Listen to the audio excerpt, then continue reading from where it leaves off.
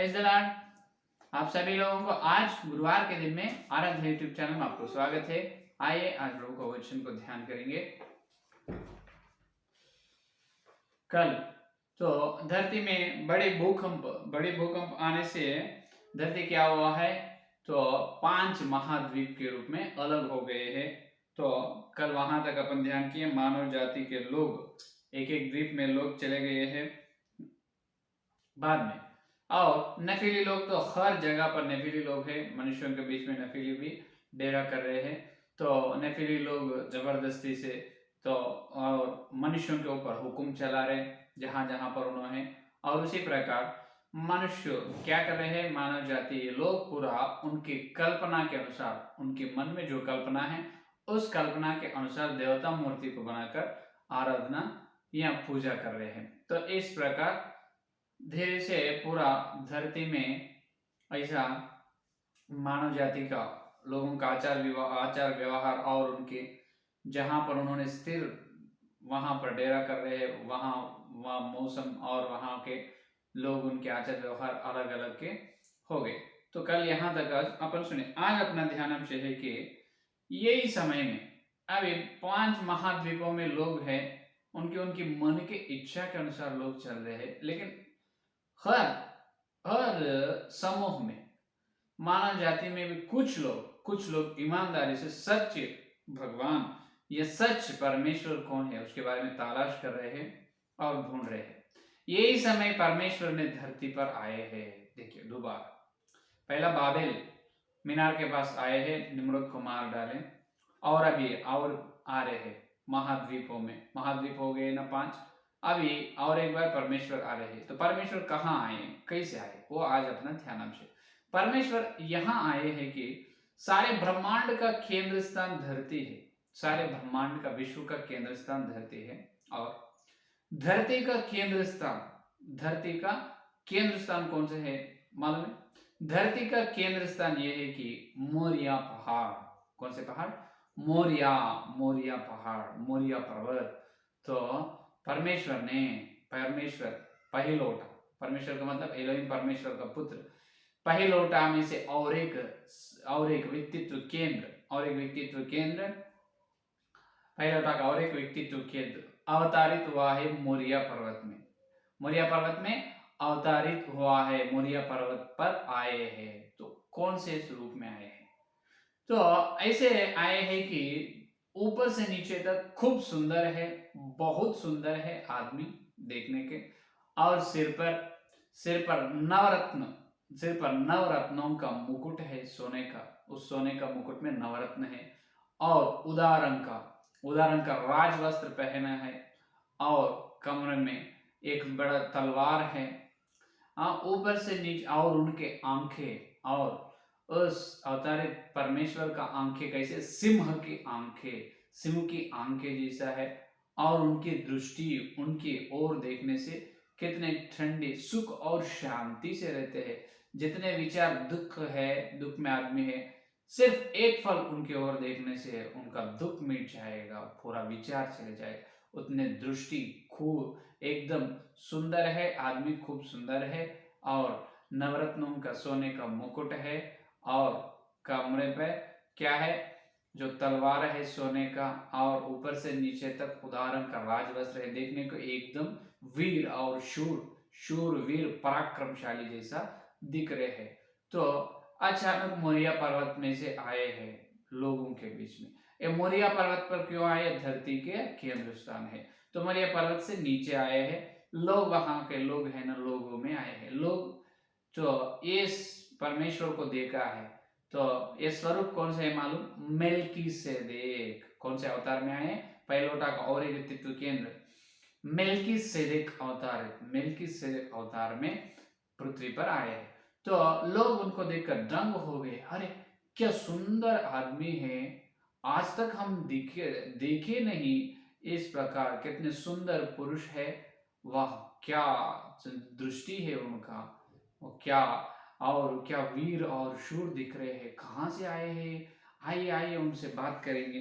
तो सभी लोग क्या हुआ है, तो मोरिया पर्वत से उन्होंने नीचे आकर लोगों में चल, लोग पूरा इकट्ठे हो गए, भाग के आए। जब ये सभी लोग, हर व्यक्ति आए आए आए, पूरा चारों ओर, जो मिल्कीसेदेक के चारों ओर लोग इकट्ठा हो गए। तो पूछ रहे हैं पहले, हे सुंदर पुरुष, आप कौन हो? आप कौन हो? आपका नाम क्या है?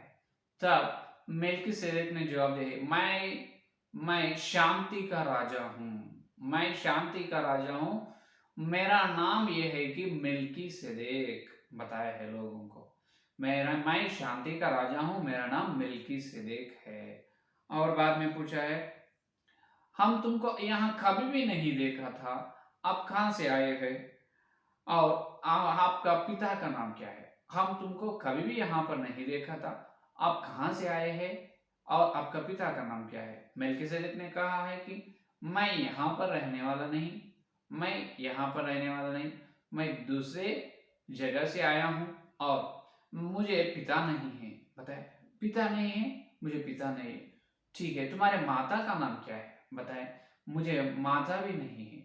तब लोग कहा, आयो, तुमको पिता नहीं माता नहीं, आप अनाथ है। तब परमेश्वर ने कहा, तब मेल्कीसेदेक ने कहा, नहीं, मुझे उत्पन्न नहीं, मुझे फायदा भी नहीं हुआ। तब लोग ने ऐसा दंग होकर पूछा है कि क्या तुमको माता पिता नहीं हो तो तुम्हारा वंशावली का नाम तो बताइए, कौन सी वंशावली है तुम्हारा? तब मेल्कीसेदेक ने, हाँ, मुझे वंशावली भी नहीं है, मुझे वंशावली भी नहीं है। और लोग ने पूछा, तुमको माता नहीं है, पिता नहीं है, वंशावली नहीं है, तुम कैसे उत्पन्न हुआ? किनको फायदा हुआ तुम? तब मेल्कीसेदेक ने कहा है कि मैं फायदा नहीं हुआ, मैं अनंत काल से हूँ। मैं फायदा नहीं हुआ, मैं अनंत काल से हूँ, ऐसा जवाब दिया है मेल्कीसेदेक ने। तब लोगों ने परेशान हो गए, ऐसे कैसे होगा, ऐसे कैसे होगा, आप क्यों आए हो इधर? ऐसा प्रश्न पूछे हैं लोग। तब मेल्कीसेदेक ने बताया, मैं धरती पर इसीलिए आया है कि मैं सर्वशक्तिमान परमेश्वर का याजक हूँ। मैं सर्वशक्तिमान परमेश्वर का याजक हूँ, परमेश्वर के बारे में बताने के लिए मैं आया हूँ। मेल्कीसेदेक की जवाब ये है। लोगों ने कहा, तुम्हें माता नहीं, पिता नहीं, वंशावली नहीं, तुम तो फायदा भी नहीं हुआ, तो क्यों आए हैं आप यहाँ? मेल्कीसेदेक ने जवाब दिया है कि मैं सर्वशक्तिमान परमेश्वर का याजक हूँ, मैं उनके बारे में बताने के लिए आया है। तभी उन लोगों में से दूर से नेफिली लोग भाग कर आ रहे हैं, भागते भागते आए हैं। क्यों? अरे सब लोग, गड़बड़ क्या है, सब लोग इकट्ठा होकर क्या कर रहे हैं? इतने हजारों लोग, सौ हजारों लोग पूरा इकट्ठा हुए, किनको देख रहे हैं? उनके बीच में कौन है? नेफिली लोग, ये दानव दानव लोग आए हैं। दानव लोग आकर ये सुने हैं, जवाब दिए ना मेल्कीसेदेक, मैं सर्वशक्तिमान परमेश्वर का याजक हूँ। तब दानव लोग गुस्से में आकर उनसे कहा, क्या तुम परमेश्वर का याजक है, सर्वशक्तिमान परमेश्वर का याजक है? हाँ। तब मेल्कीसेदेक, हाँ, मैं सर्वशक्तिमान परमेश्वर का याजक हूँ। तब दानव लोग ने कहा, कौन है सर्वशक्तिमान परमेश्वर? उन्होंने परमेश्वर है क्या? बाबेल मीनार के पास मानव जाति का भाषा को अलग अलग कर दिए, निम्रोद को मार डाले, पूरा अन्याय करे है परमेश्वर। उन परमेश्वर का याजक तुम हो, क्यों आए हो इधर? क्या काम है तुम्हारा यहाँ? यहाँ से निकल जाओ। ऐसा बात किया है दानव लोग। दानव लोग को गुस्से आए, क्योंकि उनका पिता है ना निम्रोद, हैया ने। तो बाबेल मीनार के पास क्या करे परमेश्वर ने? मनुष्यों का भाषा को बदल दिया, अलग अलग कर दिया। वहां से मनुष्य, मानव जाति लोगों को दूर दूर कई कई जगह में चलने के दिया है परमेश्वर, और निम्रोद को मार डाला है। तो ये दानव लोग गुस्से में आकर कहा, वो परमेश्वर अन्याय कर रहे हैं, मनुष्य जब एकता से रह रहे हैं और एक भाषा से रह रहे हैं, हमारा परमेश्वर निम्रोद को भी मार डाला है तुम्हारा परमेश्वर। हाँ, तुम क्यों आए हो? यहाँ से निकल जाओ, नहीं तो अच्छा नहीं रहेगा। तब मेल्कीसेदेक ने कहा, तुम परमेश्वर को अन्याय और झूठा मत कहना है। परमेश्वर हमेशा धर्मी है, न्यायवान है, ज्ञानवान है। परमेश्वर के बारे में ठीक से बात करिए। परमेश्वर के बारे में बात करे, तुम ठीक से बात करो, नहीं तो अच्छा नहीं रहेगा। मेल्कीसेदेक ने वार्निंग दिया है। तब दानव लोग कहा, क्या करेगा तुम? तुमसे लड़ेगा क्या? लड़ो फिर। चल ठीक है, मेल्किसेदेक ने कहा ठीक है मैं लड़ूंगा, चलो आओ। दोनों लोग पूरा मेल्किसेदेक के पास से, मेल्किसेदेक से लड़ने के लिए, लड़ने, कुश्ती कुश्ती में करने के लिए सामने आए हैं।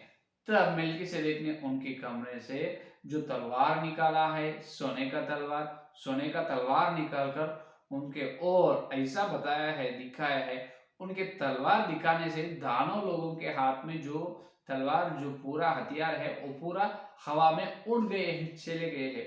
तब दोनों लोग डर चुके हैं, ये कौन है, ये महिमा के व्यक्ति है, ये तो बहुत शक्तिमान है, बलवंत है, ये परमेश्वर का याजक होगा। सिर्फ उन्होंने उनके तलवार से अपने और दिखाने से, सिर्फ उनके तलवार दिखाने से अपने हाथ में से हथियार पूरा उठ के चले गए। नहीं नहीं अपन भाग जाएंगे इनके सामने, अपन लड़ नहीं सकते इनके साथ, चलो चलो। वहां से दोनों लोग 9-2-11 हो गए, भाग गए हैं। तब लोग ने परेशान भी हुआ है, लोग ने मनुष्य वहां के मनुष्य परेशान हुआ और दंग भी हुआ है। वो लोग वैसा ही मेल्किसेदेक को देखते ही खड़ा हुआ है। तब मेल्किसेदेक ने बात किया, आप परेशान मत हो, आप परेशान चिंता मत कीजिए, मैं सर्वशक्तिमान परमेश्वर का याजक हूँ। मैं तुमको परमेश्वर का ज्ञान बताने के लिए, मैं तुमको परमेश्वर के बारे में ज्ञान देने के लिए, और परमेश्वर को कैसे आराधना करना है, कैसे बलि देना है, बलि कैसे करना है, बलि देना कैसे, उसके बारे में बताने के लिए मैं आया हूँ। तो आइए मेरे पास आइए, आप सबको मैं परमेश्वर का ज्ञान दूंगा। तब लोग ने डरते हुए मेल्किसेदेक के सामने आए हैं, और सब लोगों के मन में ऐसा ये सोच है कि ये तो बहुत शक्तिमान है, पराक्रमी शूरवीर है, क्योंकि उस 70 फीट है दोनों लोग, उस 70 फीट के दोनों लोगों के हाथ में से हथियार उठ गए, उठकर चल चुके हैं हवा में। तो ये तो बहुत शक्तिमान है, बलवंत है, तो अपन बिल्कुल इनका बात मानेंगे। सभी लोग उस मेल्किसेदेक को धन्यवाद किए हैं, नम्र होकर धन्यवाद किए हैं।